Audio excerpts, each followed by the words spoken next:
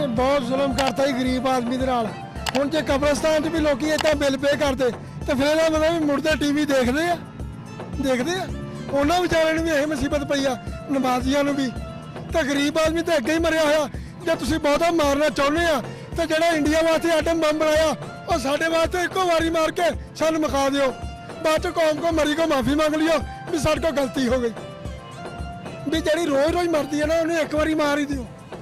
ਗਰੀਬ ਆਦਮੀ ਅਗਰ ਇਹਨੂੰ ਭੋਰਾ ਵੀ ਰਿਲੀਫ ਨਹੀਂ ਦੇ ਸਕਦੇ ਤੇ ਕਮ ਸੇ ਕਮ ਇਹਨੂੰ ਜ਼ੁਲਮ ਤੋਂ ਹੀ ਢੱਕ ਲੈਣ।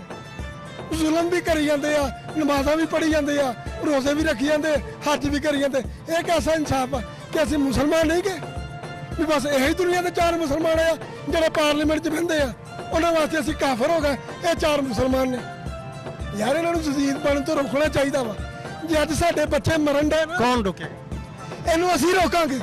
ਇਹ ਕੌਮ ਤਾਕਤ ਬਣੂਗੀ।